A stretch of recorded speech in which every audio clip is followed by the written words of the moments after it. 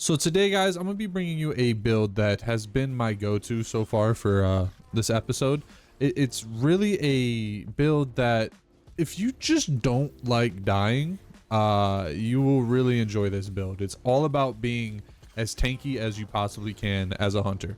One of my other most recent videos is a renewal grass build video, and this is kind of like a post-final shape revamp of that build using the exotic class items. With the power of the exotic class item, I can take the exoticness of the renewal grass and I can pair it with the Subclass, making it where I get frost armor and woven mail, basically making myself as tanky, as damage resistance as possible, damn near.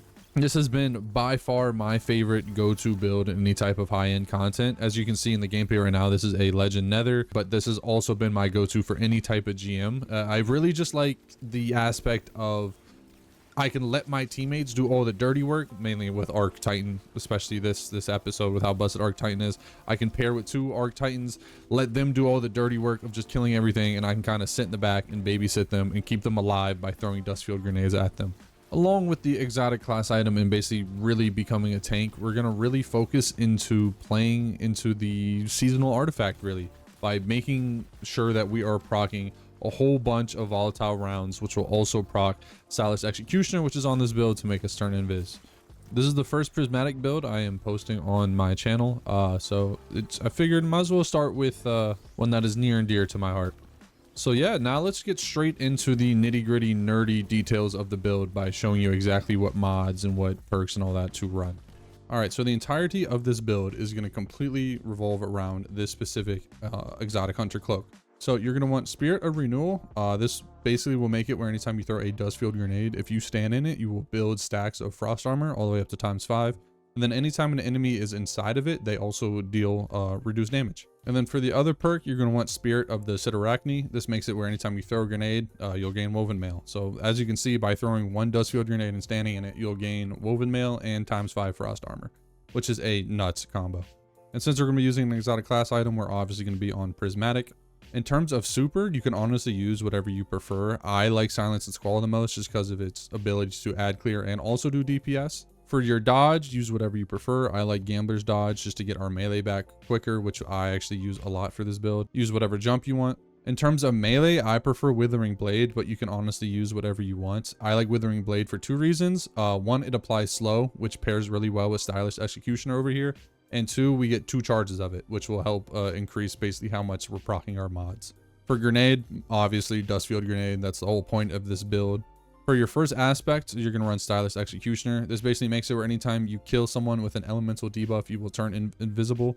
And if you look at the build here, we're running a lot of stasis, so we'll be applying a lot of stasis debuffs, which means basically any kill we use, we will turn invisible.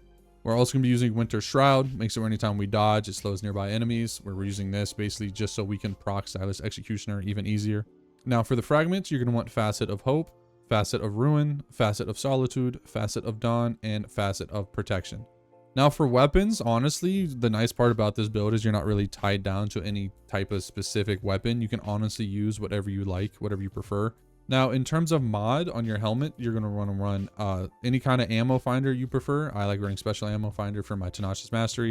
And then you're going to want to run 2 siphon mods that cater towards whatever 2 weapons you choose. So that way, no matter what gun you're using, you will be creating orbs.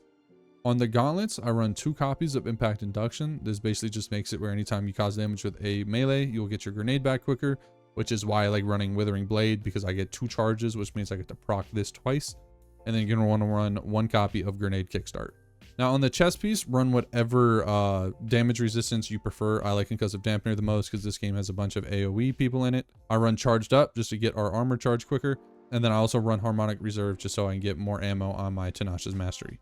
So on the boots, I like to run stacks on stacks, once again to cater more towards armor charge so that we can proc Grenade Quick Start more. And then I run 2 copies of Innervation, so every time I grab an orb, I get more grenade energy. And then finally, on the class item, I like to run Reaper and 2 copies of Bomber. Now for the stat distribution, obviously run 100 Resilience. This is needed for every build in the game. And then I run 100 Discipline and 100 Strength just so I get my grenade and melee back quicker. So yeah, that right there is the entire build. And once again, I will have a dim link in the description just to make it where it's easy for you to copy the build over if you would like to use it. So that right there is everything you need to run to be able to run this build. So the whole entire gameplay loop is basically just get your grenade as quick as possible so that you can always be as tanky as possible. You will throw your dust-filled grenade down on the ground, you will stand in it, it'll slowly build frost armor ×5. By throwing the grenade, you also get woven mail, so therefore, boom, you're double tanky now. Anytime an enemy will stand in your dust field grenade, they will also be doing less damage. It will debuff them. From there, the way we get our grenade back is in a couple ways. Basically, by grabbing an orb, it'll give us grenade energy. By doing melee ability damage using our withering blade, it will also give us grenade energy. Or if we have armor charges built up, anytime we throw the grenade, it'll also give us a little bit of energy back. With all those things combined, your uptime on your grenade is damn near instant. Now, the other really strong survivability aspect of this entire build is the amounts that you can go invisible. You're basically always going to be applying some sort of debuff to an enemy, whether it's via a weapon, via volatile rounds or unraveling rounds or anything like that, or through your stasis abilities by applying slow or freeze. And anytime you kill anybody affected by those debuffs, you will turn invisible. I've had multiple clutches in GMs where I was the last guardian standing, and by using my just Tianashes with chill clip and getting a kill with that, it'll turn me invis and I can get the clutch reses.